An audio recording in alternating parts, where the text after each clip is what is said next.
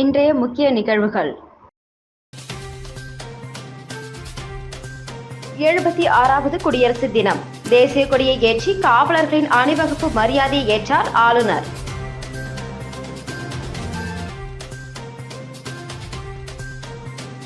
புதிய மதுபான தொழிற்சாலையால் புதுச்சேரிக்கு என்ன நன்மை?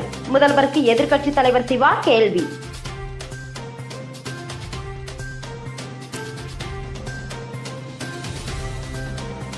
புதுச்சேரியை சேர்ந்த தமிழ் இசை கலைஞருக்கு பத்மஸ்ரீ விருது மத்திய அரசு அறிவிப்பு.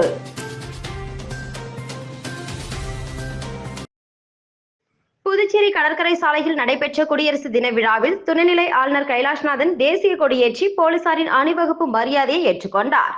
தொடர்ந்து பல்வேறு துறைகளில் சாதித்தவர்களுக்கு விருதுகளை வழங்கி பாராட்டினார். புதுச்சேரி அரசு சார்பில் கடற்கரை சாலையில் நடைபெற்ற நாட்டின் 76வது குடியரசு தின விழாவில் துணைநிலை ஆளுநர் கைலாஷ்நாதன் கலந்து கொண்டு தேசிய கொடி ஏற்றி வைத்து பல்வேறு படைப்பிரிவினரின் அணிவகுப்பு மரியாதையை ஏற்றுக்கொண்டார். மேலும் இந்த விழாவில் முதலமைச்சர் ரங்கசாமி உள்ளிட்ட அமைச்சர்கள், சட்டமன்ற உறுப்பினர்கள், தலைமை செயலாளர்கள், டிஜிபி உள்ளிட்ட உயர் அதிகாரிகள் பங்கேற்றனர். அதனைத் தொடர்ந்து பல்வேறு துறைகளில் சிறந்து விளங்கிய காவலர்கள், பள்ளி கல்லூரி ஆசிரியர்கள் மற்றும் சமூக சேவகர்களுக்கு விருதுகள், பதக்கங்கள் மற்றும் பரிசுகளை வழங்கி துணைநிலை ஆளுநர் கைலாஷ்நாதன் பாராட்டு தெரிவித்தார். இதனைத் தொடர்ந்து பள்ளி கல்லூரி மாணவ மாணவிகளின் அணிவகுப்பு மற்றும் கலை நிகழ்ச்சிகள், பல்வேறு அரசு துறைகளின் அலங்கார வண்டி ஊர்வலம் நடைபெற்றது. மத்திய உள்துறை அமைச்சரின் காவல் பதக்கம் தற்போது இவருக்கு வழங்கப்படுகிறது. முதுநிலை காவல் கண்காணிப்பாளர்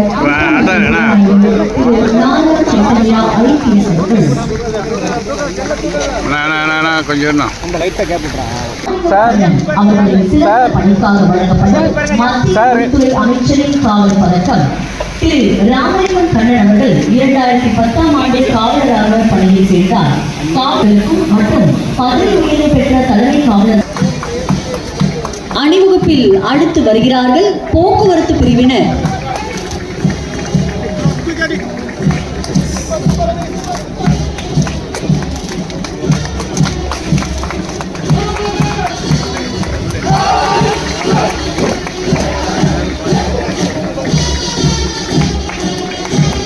அடுத்ததாக இந்திய ரிசர்வ் பட்டாலியன் பிரிவினர்.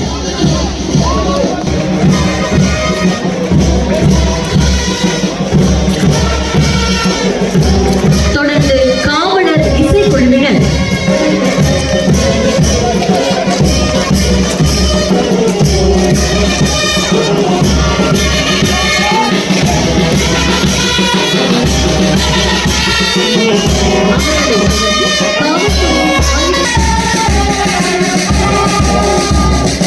தொடர்பவர்கள் கமாண்டோ படைப்பிரிவு ஆண்கள் அணியினர்.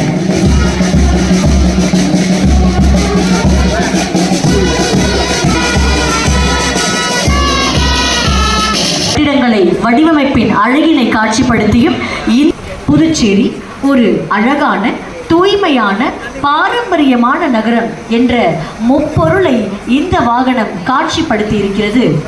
மக்களால் உருவாக்கப்படும் குப்பைகளை சேகரித்து தரம் பிரித்து மறுசுழற்சி முறையில் குப்பைகளற்ற புதுச்சேரி என்கின்ற விதமாகவும் இதோ தூய்மை பணியாளர்கள் பேரணியுடன் இந்த அலங்கார வாகனம் அரங்கை நோக்கி சென்று கொண்டிருக்கின்றது.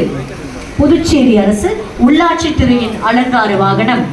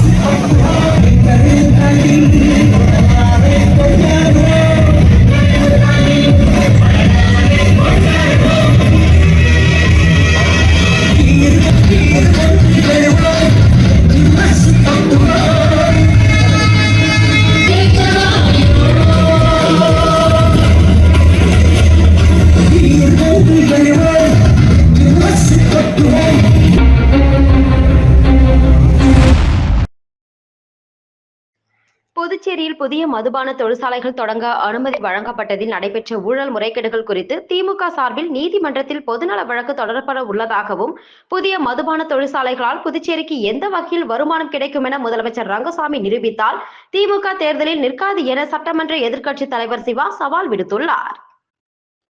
புதுச்சேரி மாநில திமுக மாணவரணி மற்றும் ஊசுடு தொகுதி திமுக சார்பில் மொழிபோர் தியாகிகளுக்கு வீர வணக்க நாள் பொதுக்கூட்டம் குருமாம்பேட் பகுதியில் நடைபெற்றது.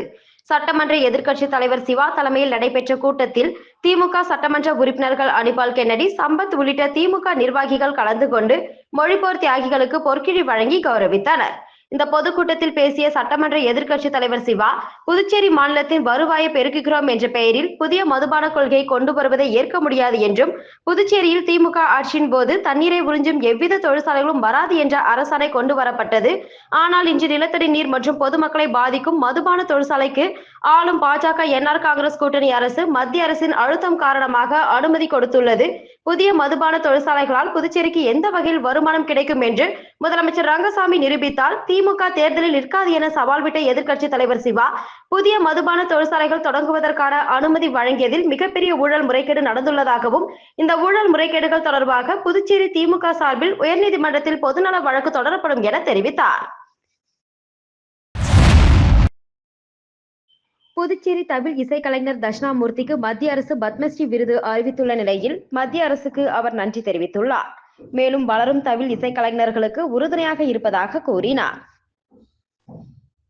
நாட்டில் கலை, அறிவியல், சமூக பணி, பொதுப்பணி, அறிவியல், வர்த்தகம், மருத்துவம், இலக்கியம், கல்வி, விளையாட்டு உள்ளிட்ட துறைகளில் சிறந்து விளங்குபவர்களுக்கு நாட்டின் உயரிய விருதான பத்மஸ்ரீ, பத்மபூஷன், பத்ம விபூஷன் ஆகிய விருதுகளை மத்திய அரசு வழங்கி வருகிறது. ஒவ்வொரு ஆண்டும் குடியரசு தினத்துக்கு முந்தைய நாள் இந்த விருதுகள் அறிவிக்கப்படுகிறது. அதன்படி 2025ஆம் ஆண்டுக்கான பத்மஸ்ரீ விருதுகளை மத்திய அரசு நேற்று அறிவித்தது. மொத்தமாக 12 பேருக்கு பத்மஸ்ரீ விருது அறிவிக்கப்பட்டுள்ளது. இதில் புதுச்சேரியை சேர்ந்த தமிழ் இசை கலைஞரான தட்சிணாமூர்த்திக்கும் பத்மஸ்ரீ விருது அறிவிக்கப்பட்டுள்ளது. புதுச்சேரி அபிஷேகப்பாக்கம் கங்கையம்மன் கோவில் வீதியில் வசித்து வரும் தமிழ் இசை கலைஞர் தட்சிணாமூர்த்தி தேசிய அளவிலான கண்காட்சிகள் மற்றும் பட்டறைகளில் பங்கேற்று பல்வேறு தேசிய அளவிலான விருதுகளை பெற்றுள்ளார். குறிப்பாக புதுவை கலைமாமணி விருது, டாக்டர் அம்பேத்கர் ஃபெலோஷிப் தேசிய விருது 2011, டாக்டர் ஆஃப் மியூசிக் தமிழ் விருது, டாக்டர் அம்பேத்கர் கலாஸ்கி தேசிய விருது உட்பட பல விருதுகளை பெற்றுள்ளார். இதனிடையே தனக்கு பத்மஸ்ரீ விருது வழங்கியுள்ள மத்திய அரசுக்கு நன்றி தெரிவித்தவர், வளரும் தமிழ் இசை கலைஞர்களுக்கு தாம் உறுதுணையாக இருக்கப் போவதாக கூறியுள்ளார். குடியரசு தினத்தை முன்னிட்டு புதுச்சேரியில் உள்ள தியாகிகளுக்கு ரூபாய் 3000 பரிசுத் தொகை அவரவர் வங்கி கணக்கில் செலுத்தப்படும் என தியாகிகளை கௌரவிக்கும் விழாவில் முதலமைச்சர் ரங்கசாமி அறிவித்துள்ளார். குடியரசு தின விழா கொண்டாடப்பட உள்ள நிலையில் நாட்டின் சுதந்திரத்திற்காக பாடுபட்ட தியாகிகள் மற்றும் அவரது குடும்பத்தினர்களை கௌரவிக்கும் விழா கம்பன் கலையரங்கில் நடைபெற்றது.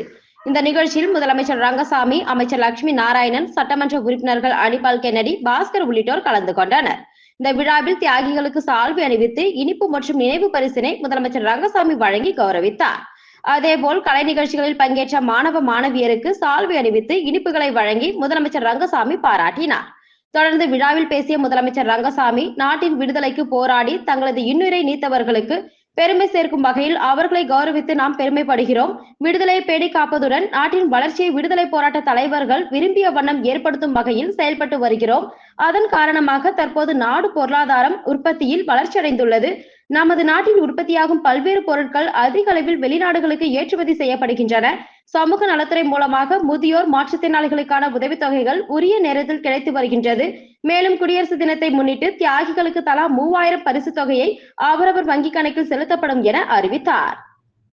இந்த முறை உங்களை கௌரவிக்கின்ற வகையில் இந்த தேநீர் விருந்தில் இப்பொழுது நம்முடைய குடியரசு திருநாள், அதாவது உங்களுக்கு ஆண்டுகளும் ஏதாவது பொருளை வழங்க வேண்டும் என்று எழுதுவதன் வழக்கம். இந்த ஆண்டு காசோலையாக 3000 ரூபாய் உங்களுக்கு உங்களுடைய வங்கி கணக்கில் திங்கட்கிழமை செலுத்தப்படும் என்பதை நான் உங்களுக்கு தெரிவித்துக் கொண்டேன். நன்றி, வணக்கம். வானூர் சட்டமன்ற தொகுதிக்குட்பட்ட பெரம்பை ஊராட்சி மன்றத்தில் குடியரசு தின விழா கிராம சபை கூட்டம் நடைபெற்றது. விழுப்புரம் மாவட்டம் வானூர் வட்டம் பெரம்பை ஊராட்சி மன்றத்தில் குடியரசு தின விழா சிறப்பு கிராம சபை கூட்டம் நடுப்பாளையம் அரசு நடுநிலைப்பள்ளி வளாகம் அருகே நடைபெற்றது. நடைபெற்ற கூட்டத்திற்கு ஊராட்சி மன்ற தலைவர் இந்திரா சக்திவேல் தலைமை வகித்தார். ஒன்றிய குழு உறுப்பினர் கல்பனா பொன்னிவளவன் முன்னிலை வகித்தார். இந்த கூட்டத்தில் சிறப்பு அழைப்பாளராக துணை வட்டார வளர்ச்சி அலுவலர் ஜெயலட்சுமி கலந்து கொண்டு சிறப்புரையாற்றினார். இந்த நிகழ்ச்சியில் ஊராட்சி செயலர் உத்தரகுமார், தைலாபுரம் அரசு ஆரம்ப சுகாதார நிலைய ஊழியர், ரேஷன் கடை விற்பனையாளர் துளசி, கிராம உதவியாளர் ராஜலட்சுமி, வார்டு உறுப்பினர்கள், அங்கன்வாடி பணியாளர்கள், சுய உதவிக்குழு உறுப்பினர்கள், தூய்மை பணியாளர்கள், பொதுமக்கள் என ஏராளமானோர் கலந்து கொண்டனர். மேலும் கூட்டத்தில் கிராம ஊராட்சியில் சிறப்பாக பணிபுரிந்த ஊழியர்களை சிறப்பித்தல், மகளிர் சுய உதவிக் குழுக்களை கௌரவித்தல், ஜல்ஜீவன் இயக்கம், தேசிய வாக்காளர்கள் தினம், மக்கள் வாழ்வாதாரம், மகாத்மா காந்தி தேசிய ஊரக வேலை உறுதி திட்டம் உள்ளிட்ட பல்வேறு தீர்மானங்கள் நிறைவேற்றப்பட்டன. புதுச்சேரி முத்தியால்பேட்டை தொகுதி மீனவர்களுக்கு மீன்பிடி வலையை திமுக முன்னாள் சட்டமன்ற உறுப்பினர் நந்தா சரவணன் வழங்கினார்.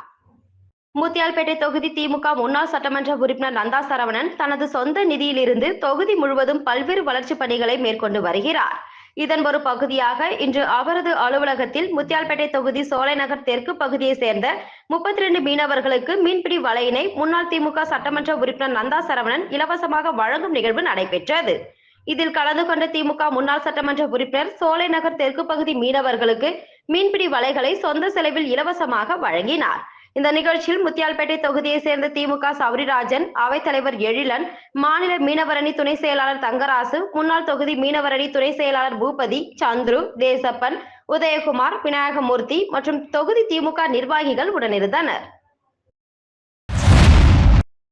இந்திய திருநாட்டின் 76வது குடியரசு தினத்தை முன்னிட்டு வில்லியனூர் துணை மாவட்ட ஆட்சியர் அலுவலகத்தில் வருவாய் ஆய்வாளர் புவனேஸ்வரி தலைமையில் தேசிய கொடி ஏற்றப்பட்டது.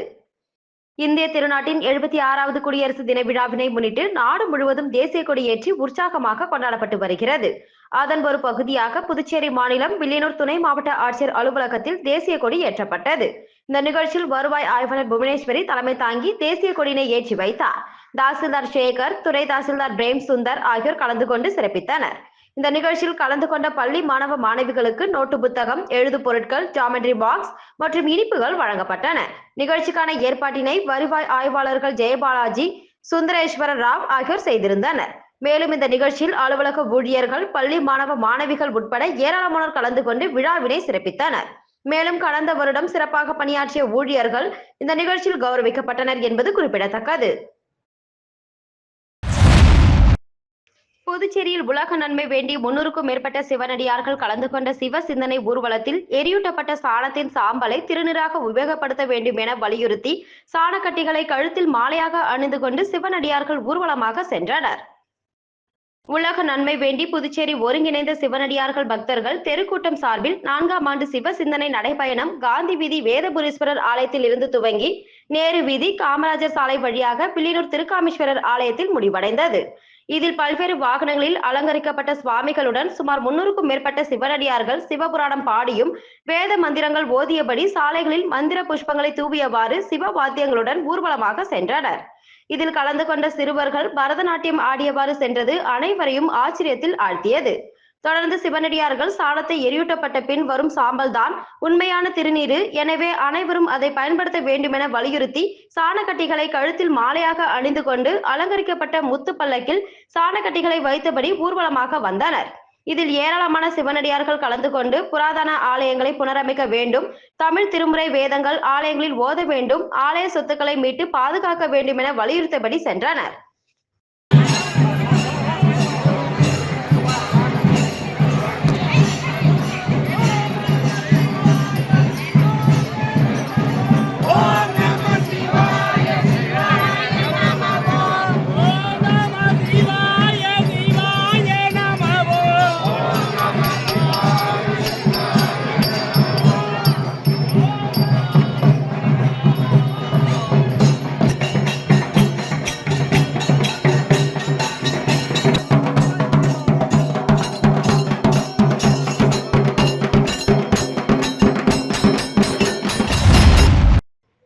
பிச்சவீரான்பேட் பகுதியில் அமைந்துள்ள அம்பேத்கர் அரசு நடுநிலைப் பள்ளியில் குடியரசு தின விழா கொண்டாட்டம் நிகழ்ச்சி நடைபெற்றது.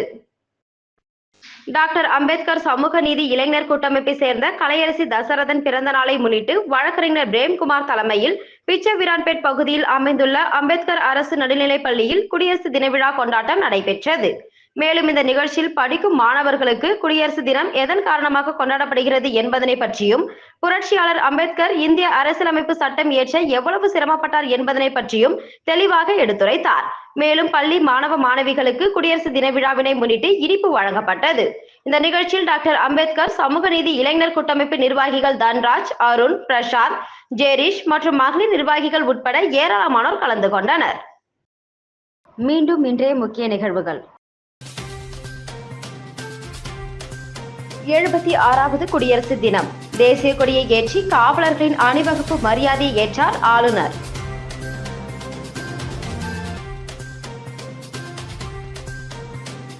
புதிய மதுபான தொழிற்சாலையால் புதுச்சேரிக்கு என்ன நன்மை? முதல்வருக்கு எதிர்க்கட்சித் தலைவர் சிவா கேள்வி.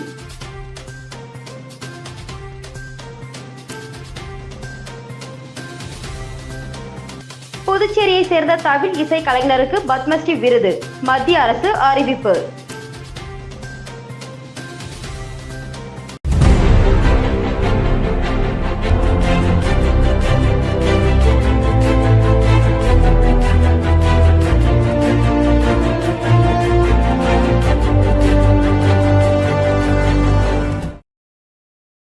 செய்திகளை உடனுக்குடன் தெரிந்து கொள்ள மெட்ரோ யூடியூப் சேனலை சப்ஸ்கிரைப் செய்யவும்.